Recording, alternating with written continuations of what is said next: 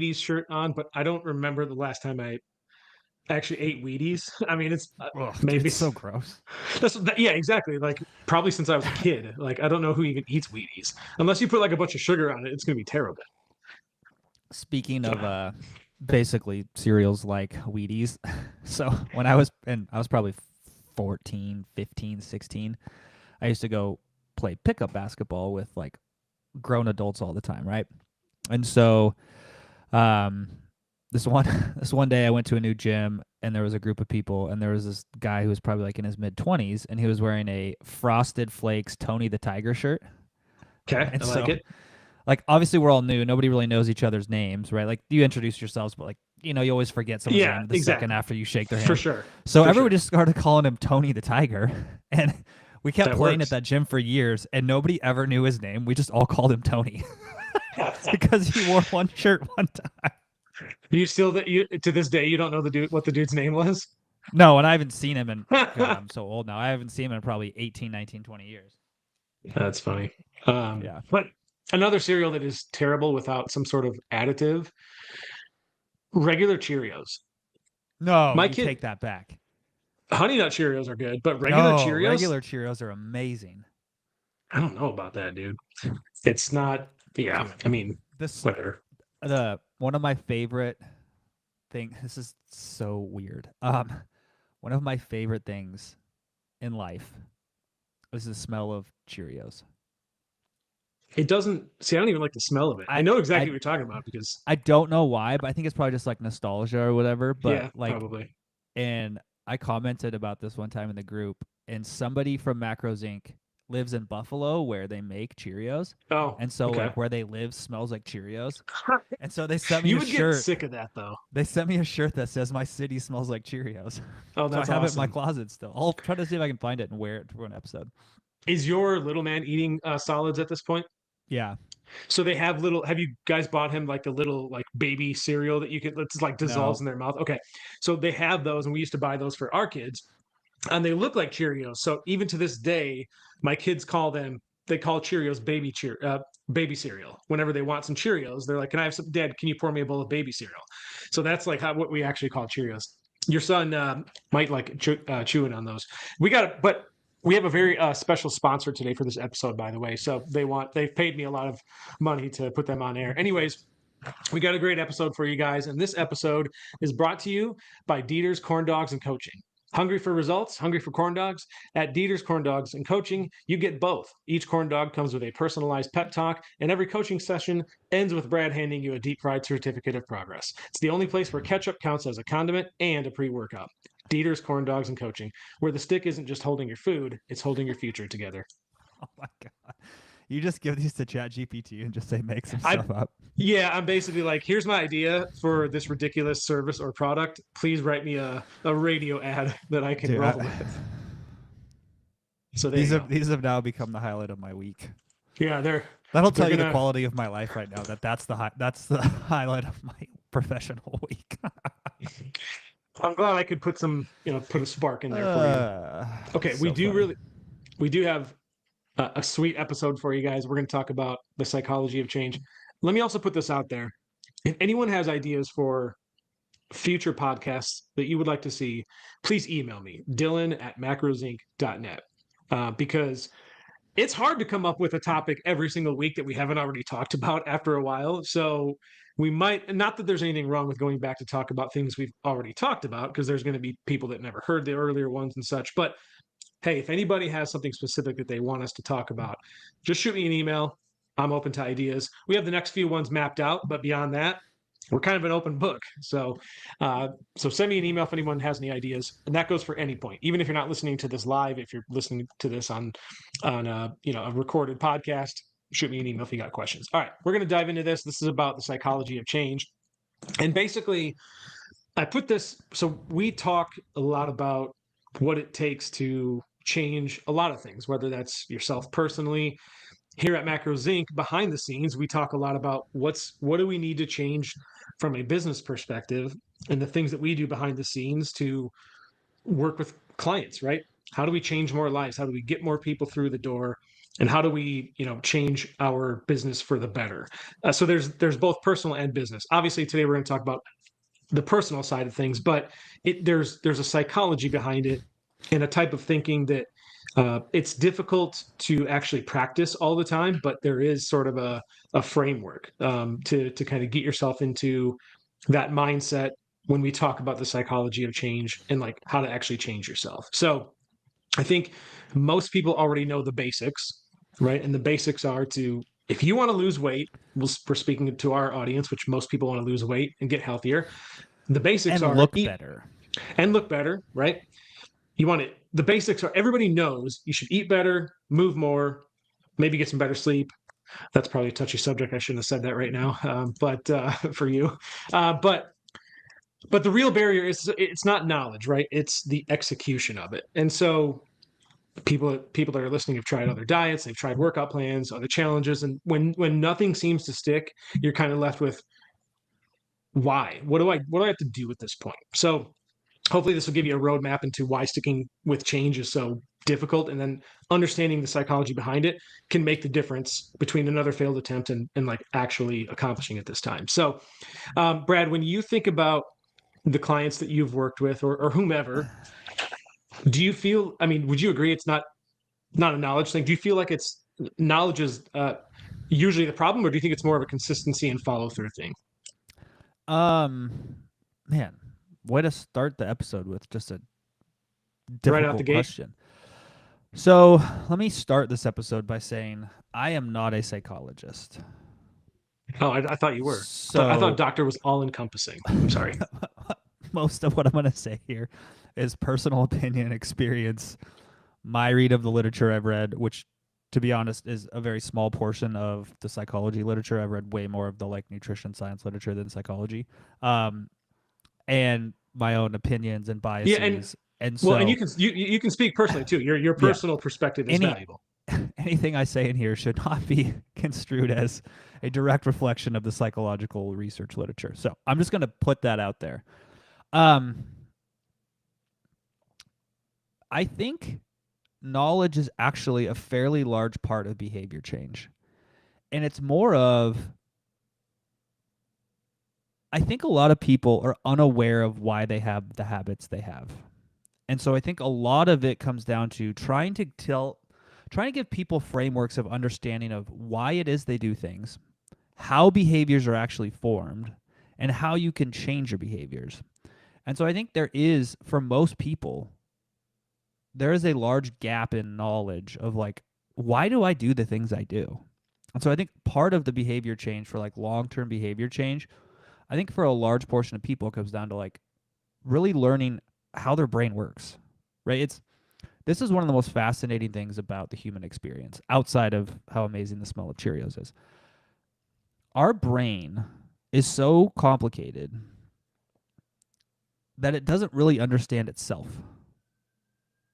And that's a weird thing to do, to live, to experience. And so I think a lot of us just go through our lives and don't really think about, oh, why do I make the decisions I make? Why do I have the habits I have? And it takes some level of like paying Reflection. attention, introspection, Yeah. learning, to really understand why it is how our behaviors change. And part of it is like practical applied knowledge, and part of it is like kind of understanding the neuroscience, right? We know that behaviors get wired into your brain from like a structural neuron Yeah. like wiring together perspective, and then also like a neurotransmitter, habits release dopamine, like serotonin, things like that. Again, I'm not a neuroscientist, but like we know that there's like both of those things together, and that's a big part of change. Now, what's been really interesting to me is I have worked with people across like the full spectrum of what you can imagine on the like nutrition, habit, lifestyle. Like I've worked with the people who have 300-400 pounds to lose. I've worked with the average person who needs to lose, not needs, who wants to lose 20, 30, 40 pounds. I've worked with the people who are trying to become special operators and like work in extreme environments and under extreme stress, and they have to change their behaviors. I've worked with professional athletes. Like I've kind of seen the whole spectrum. And what's most interesting to me is it almost doesn't matter what quote unquote demographic you come from. Change is hard for everybody. For sure. And so I think it's like just understanding that no matter what your starting point is like it can be hard to change. And again, this is my experience, so this could be way off from the literature base. And I recognize like experiential anecdotal knowledge is terrible. But what I've seen is like if I were to take 100 people, 1,000 people, 100,000 people in every group, there's always going to be the top 5% of people who behavior change is fairly easy, right? Like you just tell them something happens, they're like, my whole life is changing overnight. There's the bottom 5% who like you need some like drastic intervention of like lock them in a room and the only thing they can do is the behavior you want. Yeah. Um, that's not advice. I'm just saying that's an example. And then like the middle distribution of people is like ranges from it's a little bit easier to a little bit harder. And so just realize like that's just how this goes.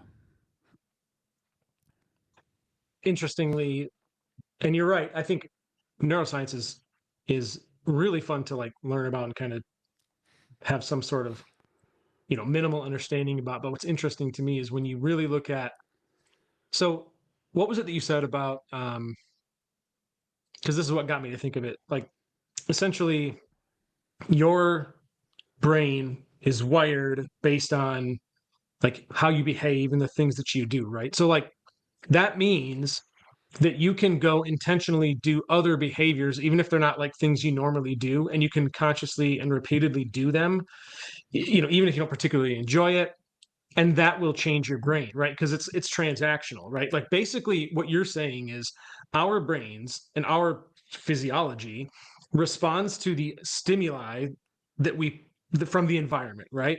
We adapt to the things that we put, the stimulus that we place on ourselves. The that's why the call it the brain, call it the self versus the environment is transactional. We shape our environment and our environment shapes us. So if you want to change your behaviors, you can literally do that by just consciously going to do it. And eventually it just kind of becomes automatic, right? Like initially it doesn't feel automatic, but like you can sort of fake your way there, so to speak. And eventually it's like, well, I just do this now, right? And that's sort of transactional Yeah, because you it's rewire your brain just by doing that. And now you've got a new stimulus and now you've changed. yeah. I mean, we can actually man, there's two things I want to say here, and I'll kind of take them in two pieces. We can actually look at the what's currently going on in AI and how we've built the current version of artificial intelligence, and it's actually a Yeah, relatively good model for human yeah, behavior, right? for So for people sure. who maybe don't have a good grasp of how AI works, and again, I'm not a artificial intelligence person, so my understanding is very basic. But basically, the way that these algorithms work is you give it a huge amount of, we call them like nodes or weights, and think of like every single one of them as a neuron in your brain, right? You feed it a ton of data and then you ask it to do something. And Hmm. so the data is your environment. It's all the stimulus that it receives, right? And Yep. the AI model is your brain. And the question you ask it or the thing you ask it to do is the behavior. And then what you do with the algorithm is you either reward it for being right or you punish it for being wrong. Yep. And punishment is like you just don't give it a reward or you tell it it's bad. Like there's that's a whole subset like that. But and then what happens is it adjusts its thinking and its behaviors and its answers based on how good the reward is. This is and we adjust our behavior based on the reward. One of the one of the best funniest examples of this, and this goes to show like how the external environment or people giving you cues can change your behavior. Did you ever watch The Big Bang Theory, the show, Some pieces. Dylan? Yeah, but can you hear me? Okay. Um, Did it freeze? I think he just got kicked out. Let me. He is having connection issues. Hang on. Let me text him. Sorry, technical difficulties. Let's see. Texting Brad. I'm not sure what happened there, dude. Somehow it just got you were gone. It kicked you out. It didn't like my answers. I guess the, not. the AI heard me talking bad about it. So Yeah. So there's an episode of the Big Bang Theory where Sheldon, who has this like, she's just such a quirky personality.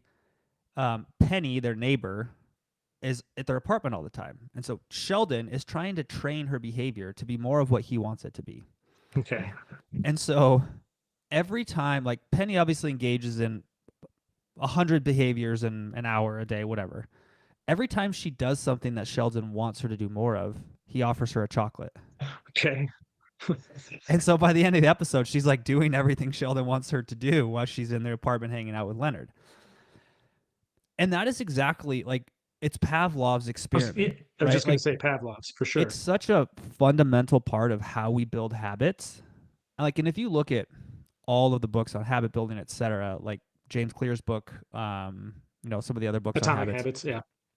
It's all come down to the same thing, right? What are the reward structures around your behavior, and how do you modify your environment so you can change your behaviors? And so, like in the example from the Big Bang Theory, is you can have an outside person control the rewards for your behaviors. So you can just engage in a bunch of random behaviors, and then every time you do something good, they give you a little treat, right? Yeah. So how can you do that yourself? Exactly. So that is where the psychology of change is if you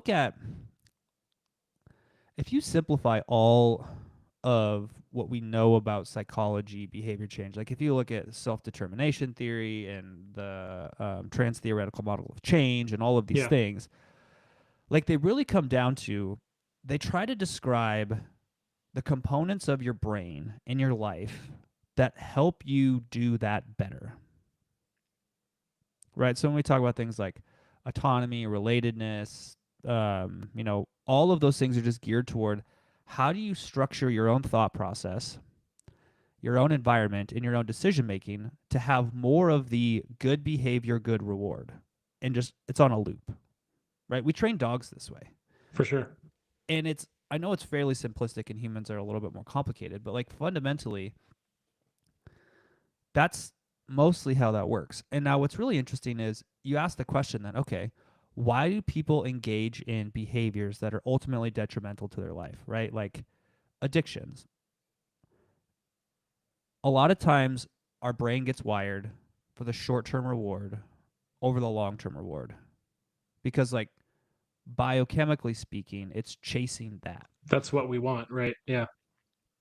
Yeah. Yeah. Yeah, that's so. Oh, I should see if I can. I wonder if I can find it. There was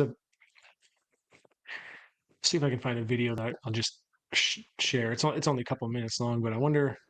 I might not be able to find this. We can. So let's we can make sure we don't get copyrighted and banned. No, forever. No, this would not be that. I don't know. I'll see if I can find it. Right now, I'm not going to search for it. But basically, I think I sent it to you the other day. It was basically that video where he was like, "Here's why I think some people can accomplish a lot, and some people find it hard to get motivated and get going." And he was basically, his argument was, I think the only difference is that I pay attention to like the reward being the outcome of my actions as opposed to like what I'm doing right now. That was the gist of it. I'll see if we can find it, but just another like kind of an example. It just reminded me of like why do we do the things we do, and then how do we like shift towards doing the things that are going to get us to where we want to go.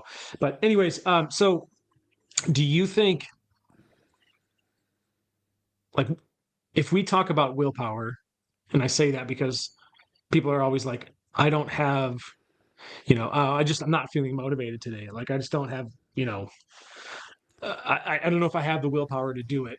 So, how do you usually explain to people why willpower or, desire alone isn't enough, and why systems matter so much more? Like where's the place for Because obviously, like, desire isn't always going to be there. I know you and I Yeah. wake up on days where we're like, I don't want to do this. Like, I don't have the desire to do the particular thing I need to do today, but like we do it anyway, right? So like, and some of that is because there are systems in place that we have, and some of it's for other reasons. But like, how would you explain that to people?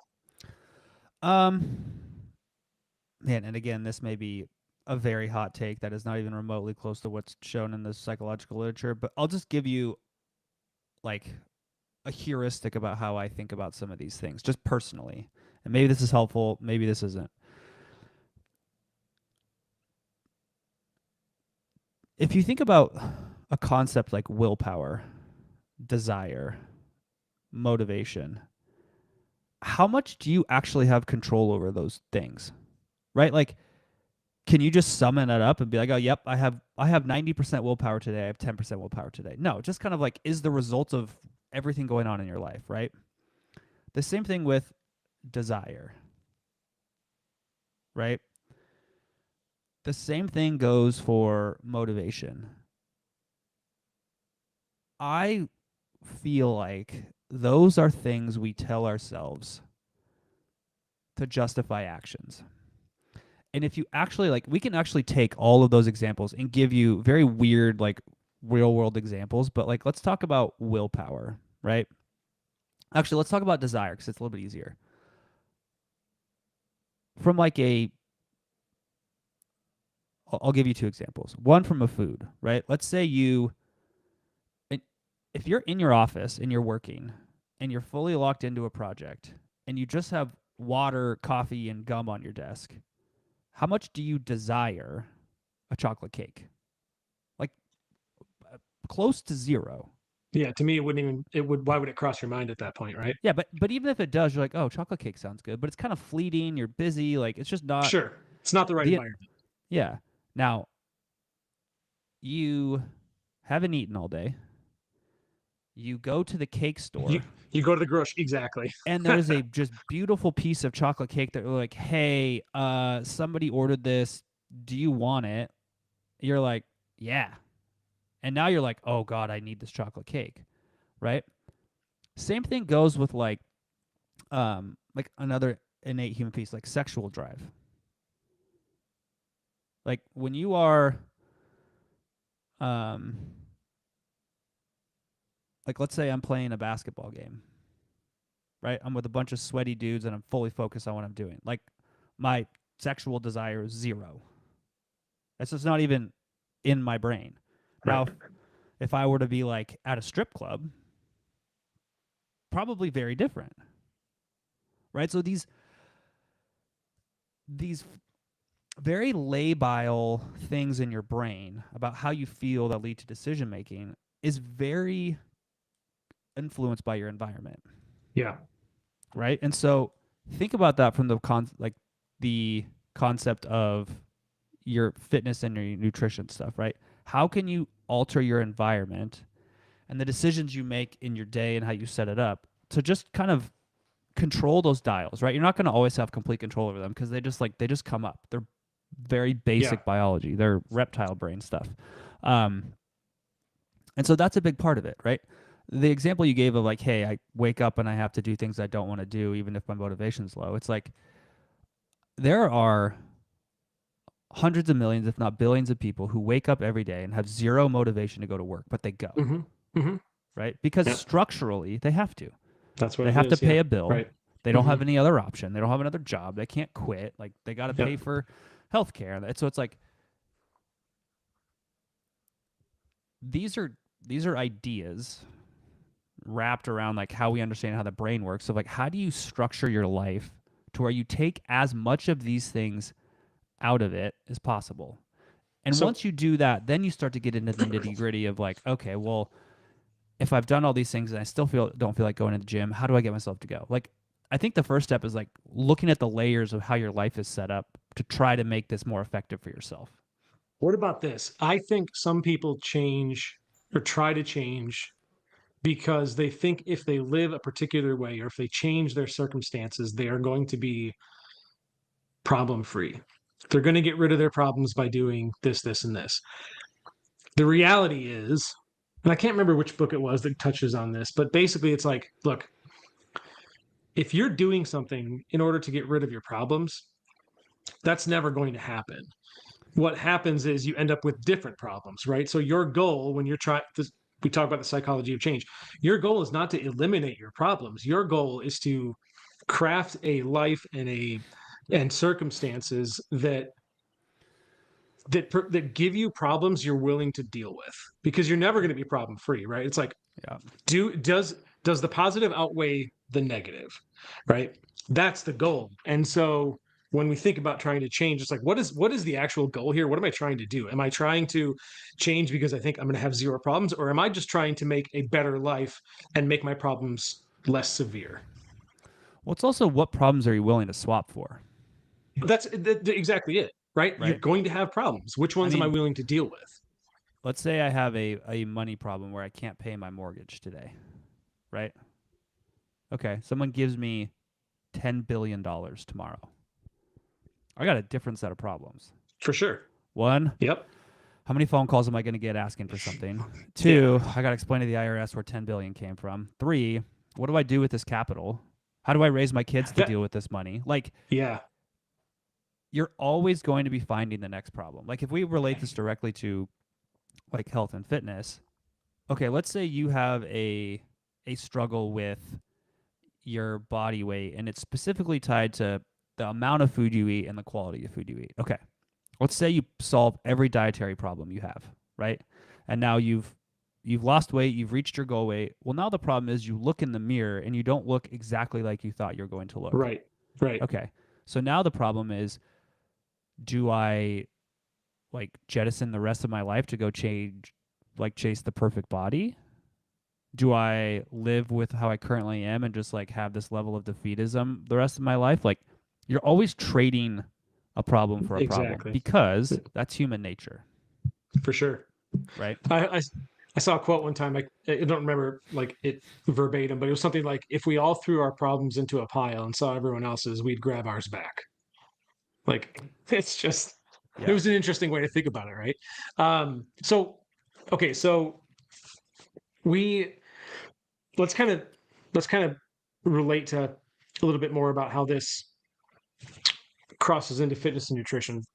That's what our audience is, right? So I think there's a couple triggers, reasons for people that change, right? One, like some people, actually some people just, especially as you're approaching, like, I mean, your 40s, right? I'm relating personally, but like some people get to this age and they go to the doctor for a checkup, and a doctor's warning or a health scare kind of, it's like, you got to start making some changes right now. So sometimes the trigger for wanting to change is something like that, where it's a little bit more dire.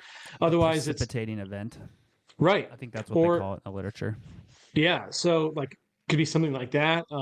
Other people might like, maybe it's just an emotional thing where they look at a picture and they're like, damn, I don't like the way I look, like, so I'm going to change, right? So maybe practical life reasons, maybe you just want more energy to play with your kids, or I got to manage my stress better, or what it might be, whatever it might be.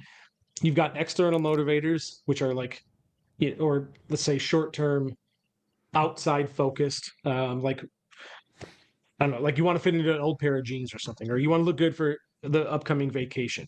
Then you've got internal motivators. We've talked about that before, right? So like your long-term identity, like this is identity driven, right? So you want to feel strong, you want to feel capable, you want to feel like you're in control. But it's the external motivators that can spark action, right? But the internal motivators, more often than not, are the things that sustain it, right? Yeah. So, so between external and internal, like, what do you see actually leading to long-term results in the people that you've worked with or coached? So again, Yeah, maybe just no, just personal, just personal maybe experience. maybe nobody should listen to this episode. Um, this is one of the areas where I feel like what we have learned about psychology and then how it's applied in the actual real world, there's a fairly large gap. So, for example, like you just brought up a perfect example: external versus internal motivators, and how internal motivators are better and they're longer lasting. Blah blah blah blah blah. I mean, I think the reality is if you start any sort of process with trying to change your life with chasing the optimal way to do it, it's going to be a mess and you're never going to get You there, right? you're never going Because to get like, off the ground. let's say I'm like, oh, well, the only way I can sustain this is if I have perfect internal motivation and internal locus of control and I'm doing this for the right reasons. Never going to It's like, happen. one, it takes a long time to get there, like a long time. So why would you just wait to do that? I think the other Right. piece is like, to go on that thread, use what works. And everything is different, right? Like external motivators and like maybe less than uh morally perfect reasons are sometimes the most effective. Like the um the revenge slash rage body, right? Like you get divorced, so you're like, I'm gonna be the best version of And myself, you're going to, yeah. right? Well, why is that? Why should we say that's not great, right? If you want to be successful and you're coming from like a place of like, I feel inadequate, everybody's making fun of me, I'm gonna go make it in the world. Like, sure, that's not ideal, but if that's what you have, Go for it. Yeah, right. yeah. Now, Yeah, who along are the we to way, say? it's like, okay, I realize this probably isn't the like optimal way to get myself out of bed every day for a decade of my life. So let's start like trying to pull some of those tools in. But we shouldn't tell people that these are not valid tools, right? It's like, oh, well, you shouldn't use external motivations. Like, if your goal is like you want to show up to your next um, family holiday where you see your ex spouse or whatever, and you look so much better than them, like, okay, use that. Let's get started with that, and then we can figure out like, how do you sustain this long term? How do we turn this from rage into like self love and healing? Like that whole journey is not a let's solve this up front. Like, let's get I mean, you're going, basically because a lot saying, of that's going to happen along the way. You're going to be like, oh, I have become someone who's capable of doing things I don't really love doing for the outcome. yeah, Oh, I actually do feel proud of myself. Oh, I've come to a place of like loving myself. Oh, it's just like that's all a journey, right? It's trying to say, hey, if you want to be a billionaire, think like a billionaire, and you're broke. It's like, well, okay, there are some skills you got to learn along the way, and there's some yeah. experiential knowledge you have to pick up. Yeah, I mean, you're basically saying, look, whatever gets you going, that's the subjective part, right? It's not like there's like it's here's an objective list of things that work to get you going, right? That's the personal Use what subjective you part. What have. you're right. What you're saying is there is, however, once you get going, there is optimal framework and an optimal way of thinking and going about, going Yeah, about and the like, I still feel, again, I feel like chasing optimal for most people is a hindrance more than it is a benefit.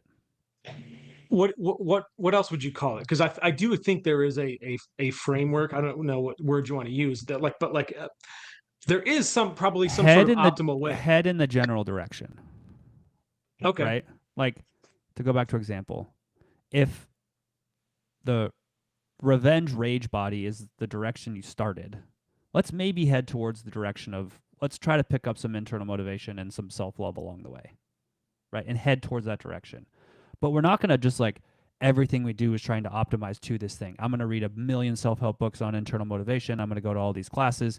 I'm going to be like really upset with myself when I feel these things in the back of my head come up about, oh, it's still physical. It's still because I want to look good. Like, I think we over-index on like chasing what is the best way to do it.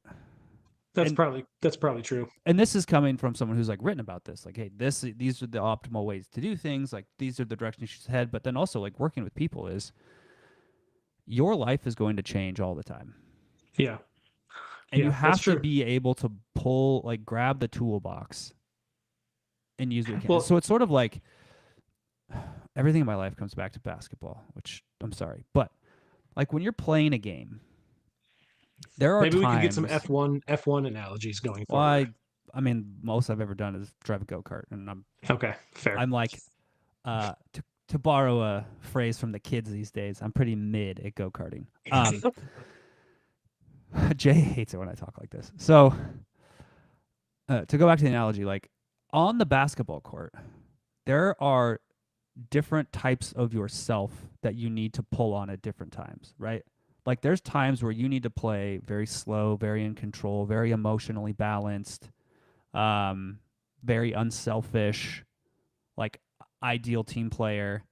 Then there's times where you need to just be like as aggressive as possible. You're going to be running your mouth. You're going to be trying to shoot all the shots. And like, depending on the situation, like you got to pull all those tools out. Like, and if you watch the greats at basketball, like they do all of that. Like they figure out how do I go into my What the tool situation bag calls and for. get what it needs, right? And so I think that's Yeah. part of our life is like, yeah, there's probably a quote unquote perfect way to play basketball, but the situations aren't always perfect. Yeah. And so it's understanding like as the game changes, what is the situation and Yeah. what does it call for and what are my circumstances and then adapting on the Yeah. fly. I mean, Like if you're trying to change your behavior, and I'll give you two examples of clients. You've got somebody who has a very stable job, a very stable family. They have good self-talk already.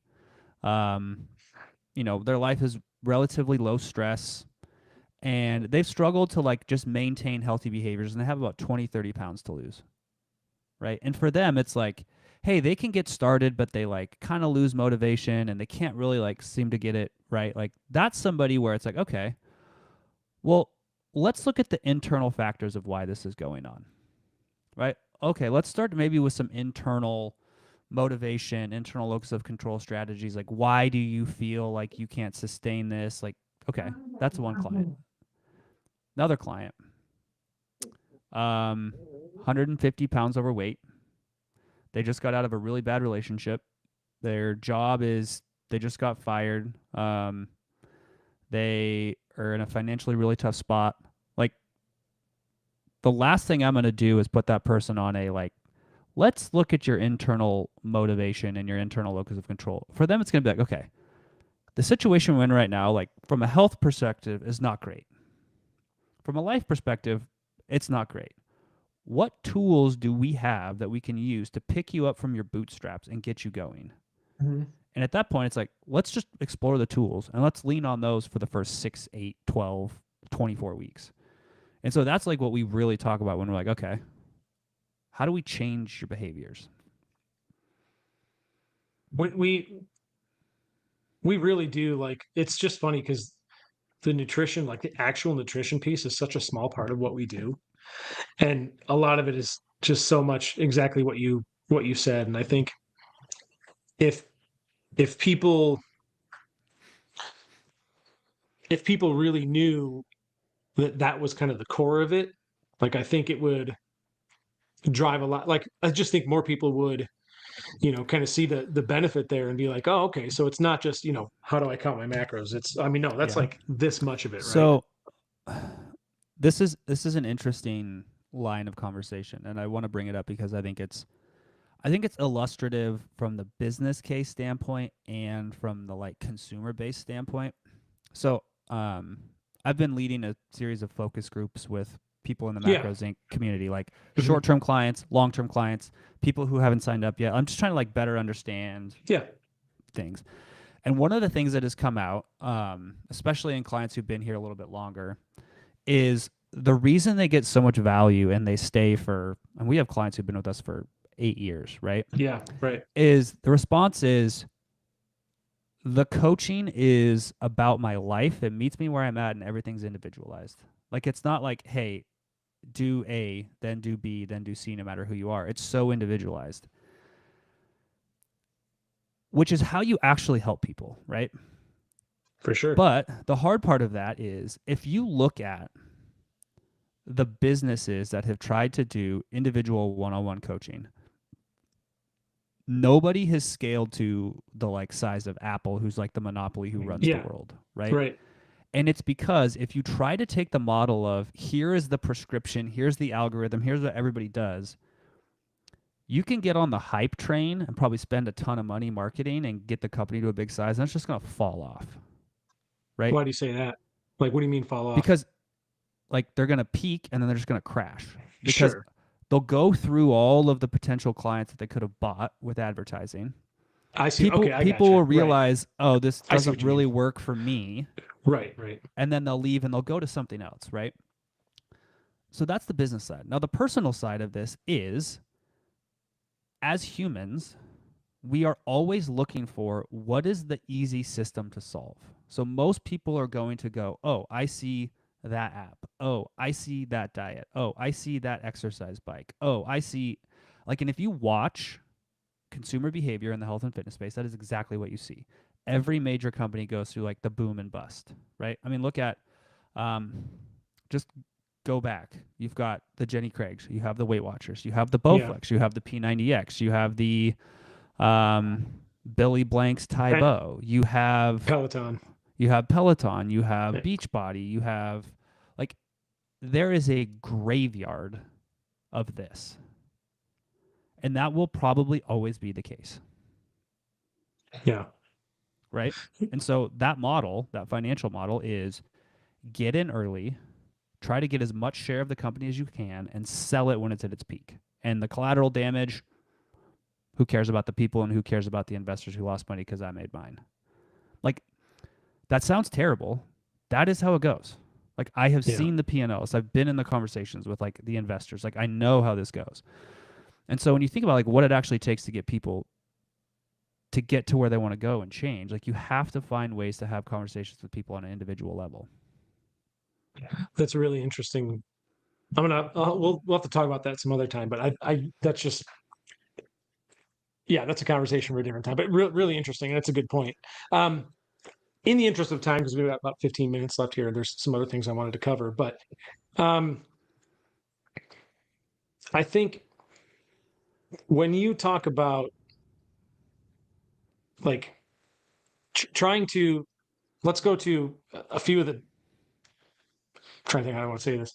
A few of the strategies that we've talked about in our episodes in the past, and that other people have talked about, like you've got habit stacking, right? Mm-hmm. You've got an identity shift.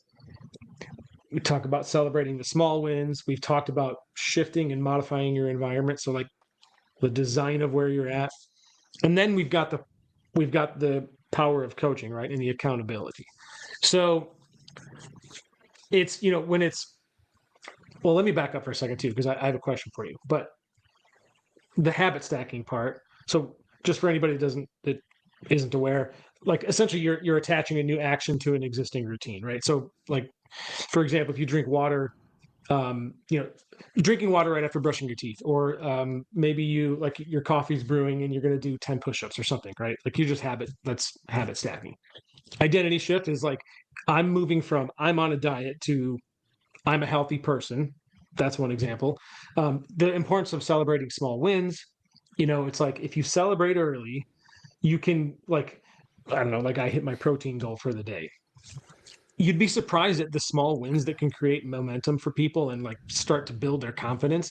Then you've got environment design, like which is structuring your surroundings to support the goals that you're going for, right? And then again, when we circle back to the accountability and the coaching pieces, you've got someone to check in with, someone who can help you adjust things as your life unfolds, because it's dynamic, and they're there to provide that encouragement to, when you want to quit, when obstacles hit. Essentially, coaching just accelerates your progress by removing a lot of the guesswork and like helping you do the things that would have otherwise taken you longer. So the reason I recapped all of that is, if you had to pick one of these strategies, whether it's habit stacking, the shifting of identity, your environment, accountability, whatever, what do you think gives people the biggest ROI for most people? Can I deflect that question and try to answer it in a different way? 100%. Okay. Because I think the way you ask that question is actually why people end up not having like full-time habit change. So, you brought up a lot of things, and that's a lot for people to try to think about. We're like, okay, I got to stack my habits. I got to do identity shift. I have to do all of these things, right? The average person who's so busy and has so much going on, trying to add all of that cognitive load to optimize what they're doing is a big ask. Too much at once, right? right? So, I mean, obviously I'm biased, but this is why I think coaching is really valuable. You can offload most of that to your coach to handle, and they just kind of give you the prescription, quote Yeah. unquote prescription. I'm not actually saying we're prescribing anything. That's outside scope of practice. But like realistically, that's what's happening. So let me take all of the things that you mentioned and wrap it into like a framework I think people can understand. Changing your habits, if you take, this is my view of the larger literature base, outside of like really big psychological issues, there's three components to what you mentioned.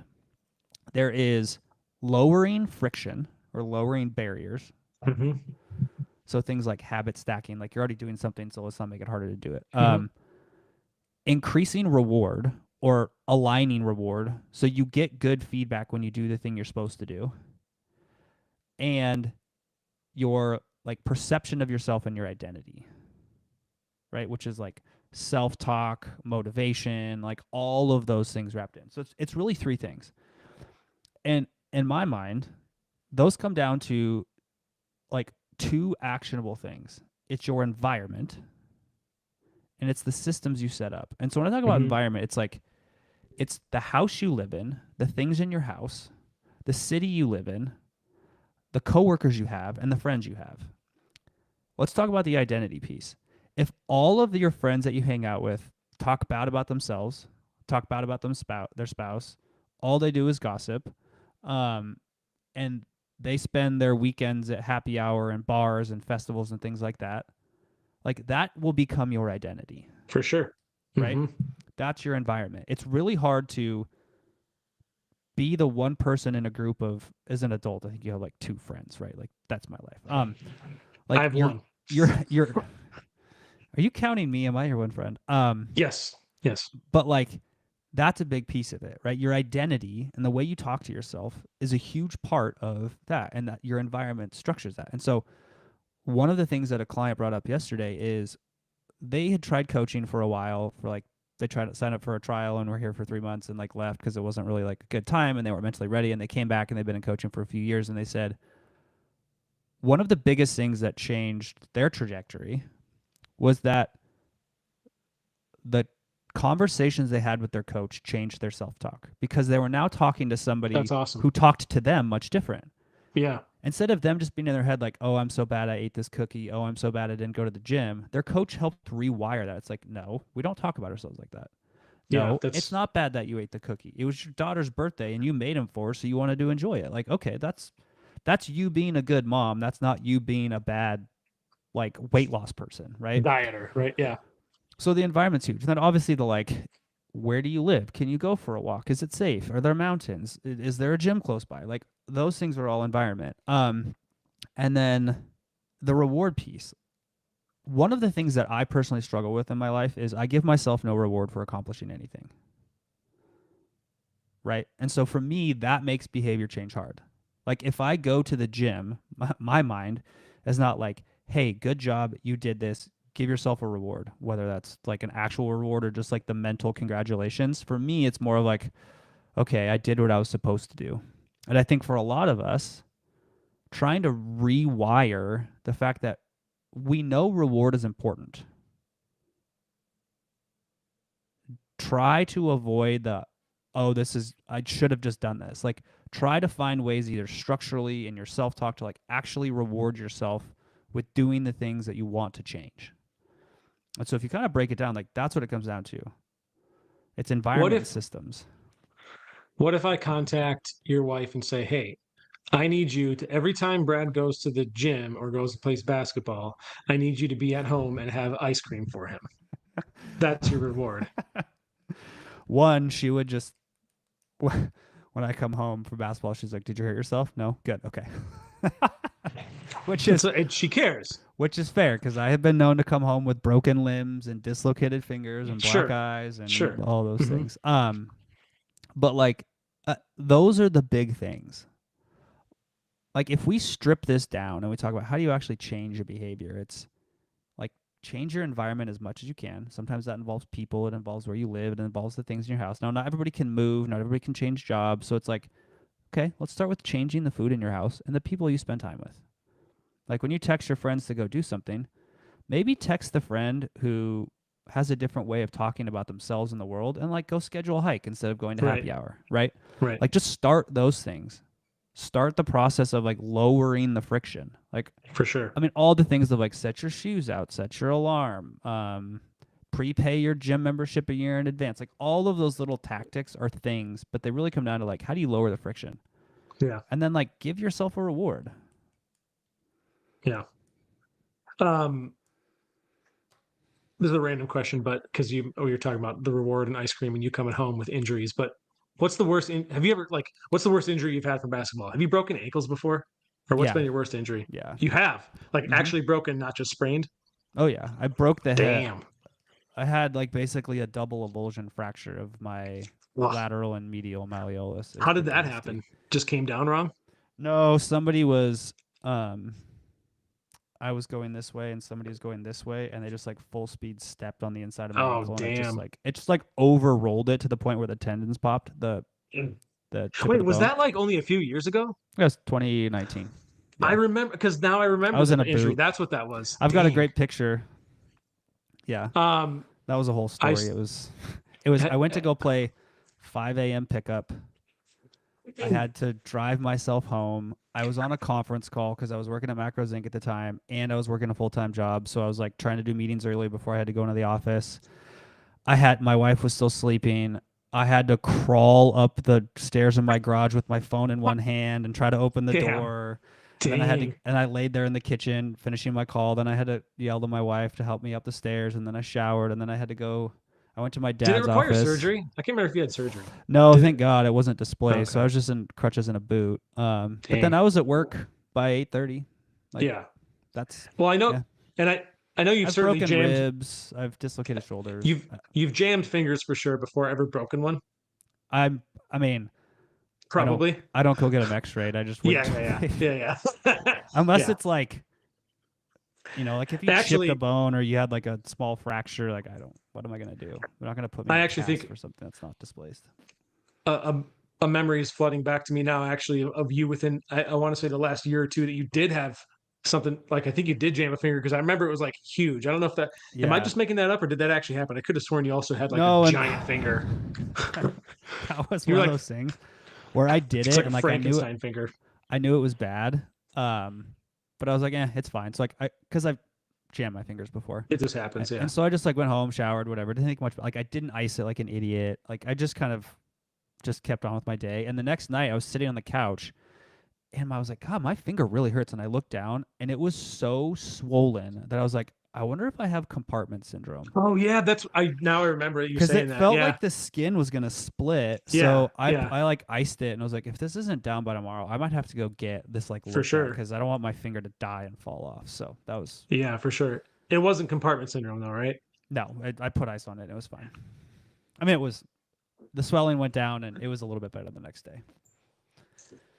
I think I did find the video, by the way. So before we end this video, because we have a couple minutes, I want to see if it's not a funny video. It's actually, I know Brad's every time I say that I am going to like share something, Brad's like, oh God, what the hell are you going to share? Your but track record is not great. Hey, I'm trying to change that. Okay. But it starts with trusting me. Okay, here it is. I like this video. We'll see how everyone else enjoys it. Please do not take us off Spotify or YouTube. What if laziness is a habit of thinking about the cost of things or the effort instead of thinking about the payoff? I'm going to say it again to get a few more heads to explode. What if laziness is nothing but a habit of thinking about the effort instead of thinking about the outcome?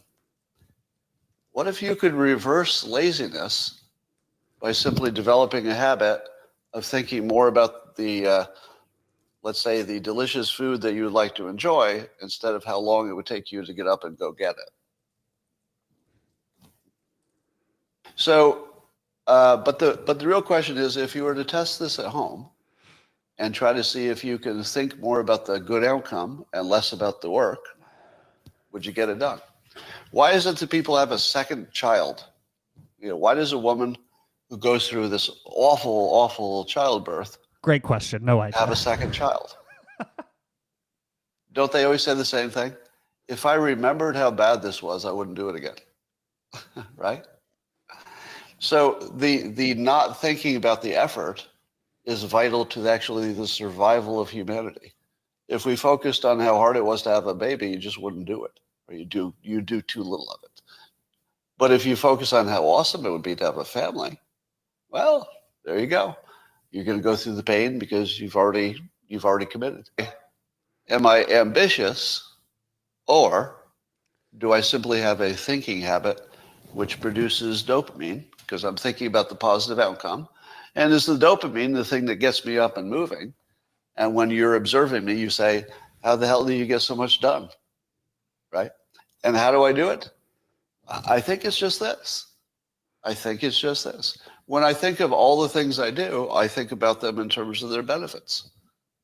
So here's your tip. It's going to change some of your... Anyway, that's the video right there. But just interesting, right? It's what we've talked about. Here's the other perspective on that too, is we've all done things where it's way less horrible than we thought it was going to be doing the process. Yes, right. And the outcome is permanent, right? Like this temporary process that's not as bad as you thought is temporary. The outcome is permanent. Like, I mean, I get it's not like permanent forever, but it's like it's much more lasting than it's the there process, now, right? It's like, yeah, you know, it's like, oh God, if I had to build my house from scratch, that's a lot of work, but it lasts until it burns down or gets decayed away, right? Like, I don't ever. Speaking of that, I hope I don't ever have to build again because it is a giant PIA. Like it's not, and it's so expensive right now, and it's never going to get cheaper. And no, that's the thing. Like, what are our kids going to do? Like in 20 years, like, man, are they even going to be able to afford a house? Set up a trust for them, so hopefully there's like $20 that they can buy themselves a latte when they're sad they can't buy a house. That's my strategy. Well, I'm just gonna be like, look, you can just when your mom and I are gone, you can just have this house, just live here, whatever. All of them together with their partners and their grown families. Sure, whatever.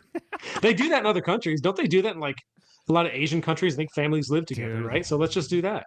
I mean, they're smarter. They're smart about it. Part of it they're is just economical. Like American culture and how we've all like lived our lives. But if I had to move in with my wife and our kid and my mom and my dad and my sister and brother-in-law and how their long kids would you survive? And my wife's sister, 10 minutes. I would be in a tent outside. Like you would be in a tent outside. I love them all, but like, dude, I can't. No. You would. I could see you being like, you know what? I need to grab my cyanide pills right now because I can't. I don't want to do this anymore. No, that would be way too much. All right. Well, yeah. Should we duck out? Again, outro disclaimer, music? I'm not a psychologist. I'm also massively sleep deprived. So this episode may be the best one we've ever made or the worst one we've ever made. We'll let the YouTube comments decide. Brad asked for grace before we started this episode, and I think you did fantastic. I can't tell that you're sleep deprived, so great job. So see, that's what being a pro is. Show up and do the work no matter what. Hopefully this thing doesn't glitch out on us like it did last time, and I can play this outro.